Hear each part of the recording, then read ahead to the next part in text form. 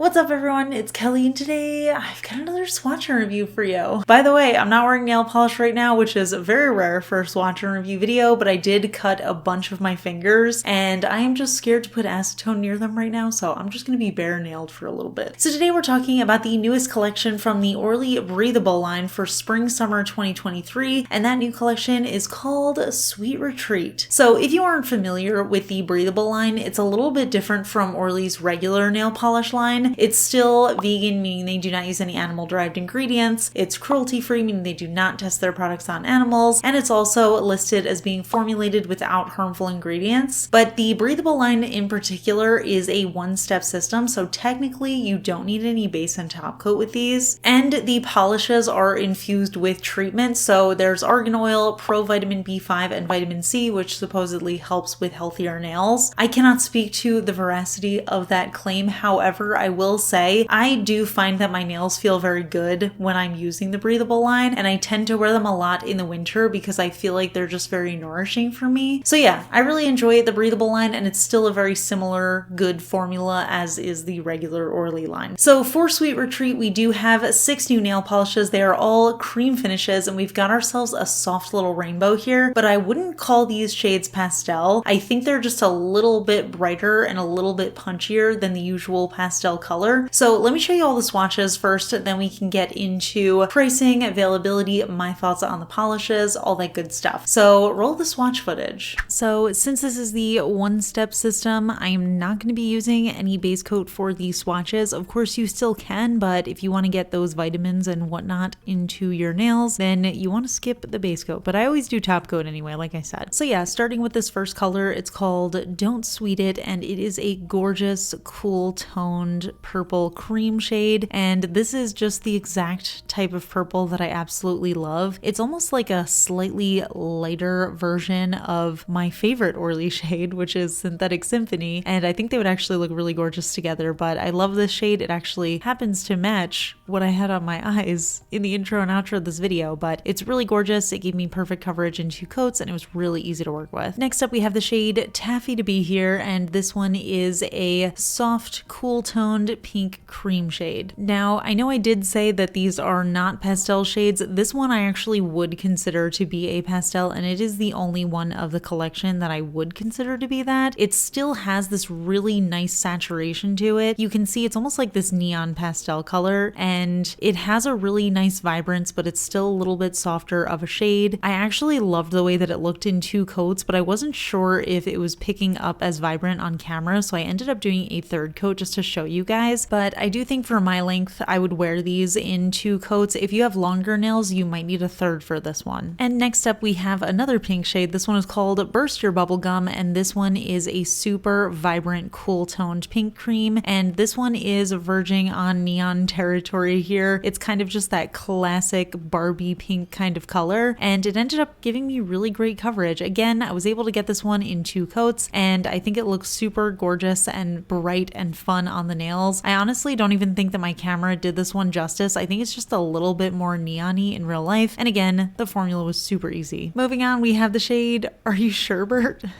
Which is an incredible name, and this one is a softer, almost pastel orange cream shade. I would say this one again is just a little bit too saturated for me to call it a pastel. It ends up giving me this sort of creamsicle look, but it's not dusty or soft at all. It really has that vibrant color to it, and it was almost there in 2 coats. I feel like if I had given it a slightly thicker 2nd coat, I would have gotten away with doing 2, but I ended up needing 3 for this one, and it still looked really gorgeous. I think this is just such a perfect transitional color from spring into summer, just getting into these gradually brighter and more saturated colors. So I think this one is stunning. Then we have the shade Sour Time to Shine, and this one, at first glance, it really looks like a yellow shade, but when you look at it a little bit closely, I think this one definitely has a strong greenish undertone to it. So it's kind of somewhere in between being a yellow and a green, in my opinion. My camera was showing it mostly yellow, yellow, but I feel like you can still see a little bit of that greenish vibe to it. And again, it was almost there in 2 coats. I feel like I could have done 2 coats if I did a thicker second coat, but I ended up needing a third for full coverage for this swatch. But this one, again, super vibrant, super saturated, and this one I would say is kind of verging into neon territory as well. It's just so loud and fun, and this is the type of yellow color that I love to see for spring, not that really soft, muted, dusty kind of yellow.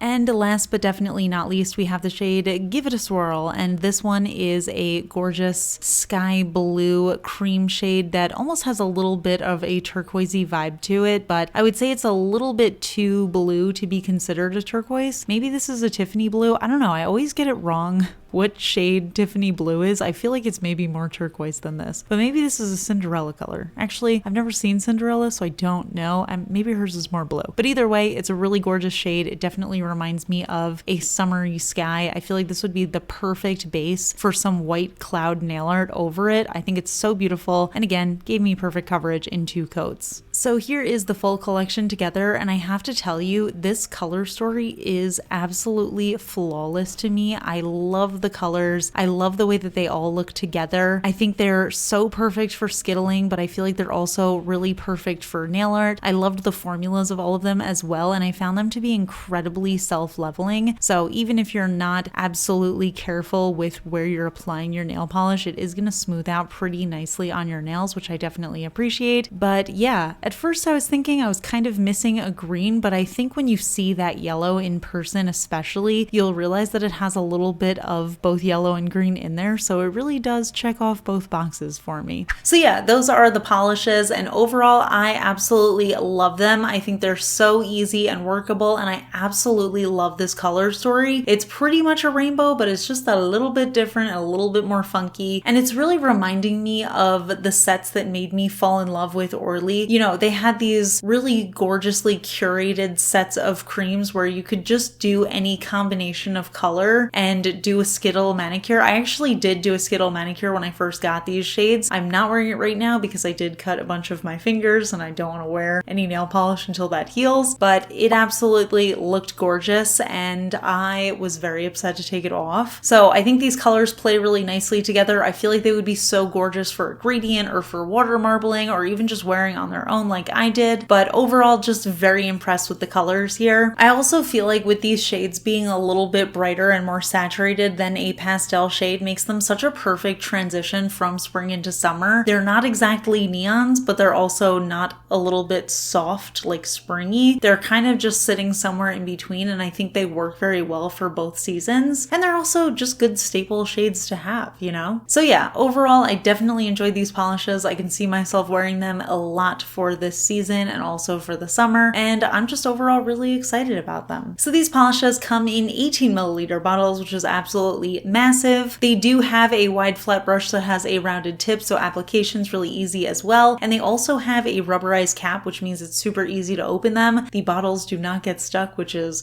a huge issue for me, especially in the summer. So it's very nice that they make it just super user-friendly. Now, these polishes are available where Orly is sold. They retail for $11 USD on the Orly website, and I know that there are retailers who carry them as well. Usually HB Beauty Bar and Beyond Polish have them, and I do have discount codes with them, so I will link them down below. They might also be available in stores and online at Ulta, so I will link that as well. But yeah, as I said, I really like these polishes. I'm curious to hear what you think about them though, so leave it all in the comments. Let me know, what do you think of the collection as a whole? What do you think of the color story? And which of the colors is your favorite? And we can chat about it. And if you enjoy my swatch and review videos, please give this one a thumbs up. It lets me know I'm doing a good job. And if you're not already subscribed to my channel, please consider subscribing. I put out new videos every Tuesday, Friday, and Sunday. And of course, a huge shout out to my supporters on Patreon, my Royal Astronomer Amanda M, as well as my Cosmic Admirals, Rocket Man's Daughter, Paula, Ken, Rosie, and Courtney. I really appreciate your support, and I'll see you all in my next video. Bye. For today's fun fact, I actually just wanted to give you a little quick update and also ask your opinion on something. You might not have noticed, you might have noticed, but I didn't post for like a week and a half because I've just been super swamped with real life stuff, but it got me thinking about my schedule. I still want to post 3 times a week, but I was wondering if maybe I should switch the days of the week that I post. As I always mention, I do post on Tuesdays, Fridays, and Sundays, but for some reason, Tuesdays have been such a struggle for me recently, and I was thinking about switching it to Wednesdays, Fridays, and Sundays. So I don't know, I haven't quite decided yet. I'm curious to hear your thoughts. I'm sure the majority of people, it's really doesn't matter too much, but if you have any thoughts on it, definitely let me know in the comments. And if you want to know more about my life outside of nail polish, I do have a vlog channel, and I have been trying sort of to vlog during my mini absence, so I will link that up in the cards if anybody wants to check that out. As of the filming of this video, that video is not done yet, so it will go up soon, and I can explain a little bit more about where I've been. But yeah, let me know your thoughts on the schedule. And that's it, and I'll see you all in my next video. Bye!